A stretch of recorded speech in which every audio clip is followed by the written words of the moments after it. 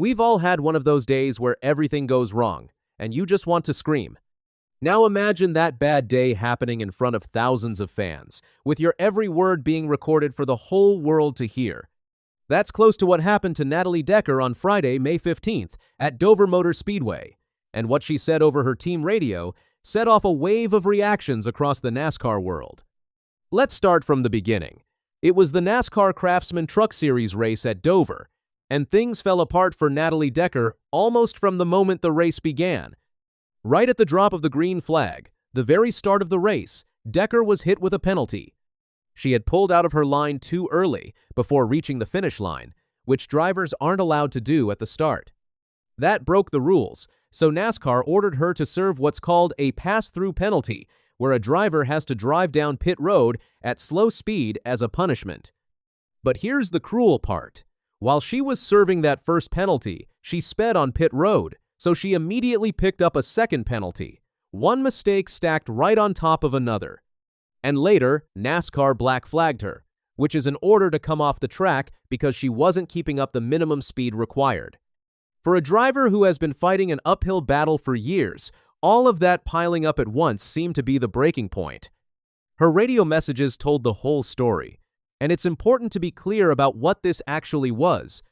Many people online called it a meltdown, but the audio sounds less like an angry rant and more like a person having an anxiety attack. Decker was audibly crying. At one point, she told her crew, "I'm just trying my best to hold my expletive together, but I don't want to keep doing this." She also said there were so many things she wanted to say. You could hear the emotion pouring out of every word. Before we go further, let's talk about who Natalie Decker is, because her story matters here. Decker is 28 years old. She has spent years racing in the Truck Series and also in NASCAR's second highest level. That top series used to be known as the Xfinity Series, but for the 2026 season, it carries a new name. It's now called the NASCAR O'Reilly Auto Parts Series. Same level of racing, just a new sponsor on the title. Here's the hard part. Across all those races, Decker has found very little success. The numbers paint a tough picture. Her average finishes have often left her near the back of the pack. But it's not all bad. Decker actually holds a pretty special record. She has the best Truck Series finish ever for a female driver. Back in 2020, she finished 5th at Daytona. That's a real accomplishment, and it proves she has talent. But that bright moment has been the exception, not the rule. A lack of strong results has followed her throughout her entire career. That brings us back to Dover. With penalties piling up and her emotions boiling over, Decker's day ended early. She brought the truck behind the wall before the race was over, telling her team she didn't want to keep doing it. Her night finished 34th.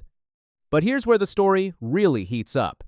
A few days after the race, NASCAR Cup Series spotter Freddie Kraft spoke about the whole situation on his podcast called Door Bumper Clear, and he did not hold back.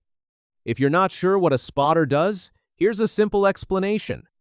A spotter sits high above the track and acts as the driver's extra set of eyes, telling them where other cars are and warning them about danger. So Kraft knows the sport well. Kraft made it clear he was about to say something unpopular. He said, "I'm going to be the hole in the room, but again, even on this radio, it's not her. She's blaming people who have nothing to do with her."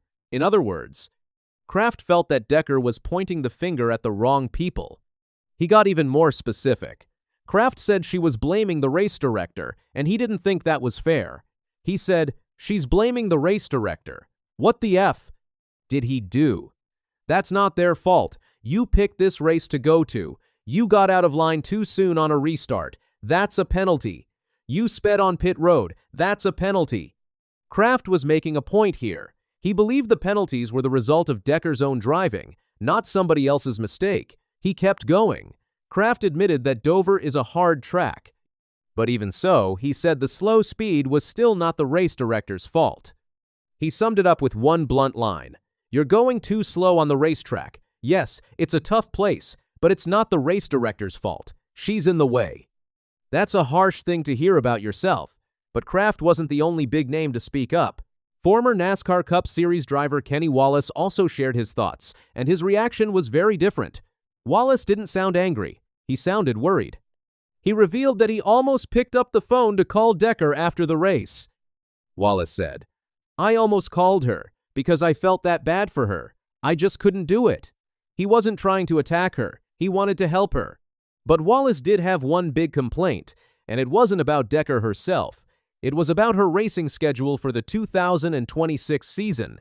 He felt that schedule was setting her up to fail because it included some of the hardest tracks in all of NASCAR. Wallace was direct. He asked, "Who in the hell is picking her schedule? You cannot go to Watkins Glen, and you cannot go to Dover." His point was simple. Throwing a struggling driver onto the toughest tracks isn't fair to that driver. Then Wallace explained what he would do differently. He spoke like a concerned parent.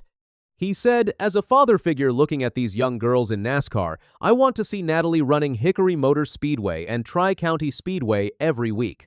I want to see her grinding. I don't want Natalie racing once every 2 months. I want her at Bowman Gray. I want her running a dirt race." What Wallace was describing is a different path. Instead of jumping to huge, difficult tracks every once in a while, he wanted Decker racing all the time at smaller tracks, building her skills and confidence. He finished by saying, "I want her family to create this schedule that's just racing, racing, racing." Here's something interesting. This wasn't the first time one of Decker's radio messages spread all over the internet. Back in 2019, during a Truck Series race at Bristol, Decker was actually spun out by a tow truck that was supposed to be giving her a push. That bizarre moment led to her spotter at the time, Kevin Hamlin, getting caught on the radio saying he was completely expletive lost. So where does all of this leave Natalie Decker? It's important to be fair. She has climbed as high as NASCAR's second highest level, which is no small thing. That alone shows she is a talented driver. Plenty of people dream of reaching that level and never do. But the rough days keep stacking up, and the Dover breakdown may be a clear sign that something needs to change. Many people watching believe this is a good moment for Decker to step back and take an honest look at her career. That might mean dropping down to a lower level for a while, getting reps and rebuilding her confidence before climbing back up. Two big names looked at the same emotional radio moment and came away with two very different messages. Freddie Kraft said Decker needs to stop blaming others and look in the mirror. Kenny Wallace said the real problem is the schedule and the path she's been put on. And the question NASCAR fans are now left with is simple. Who is right?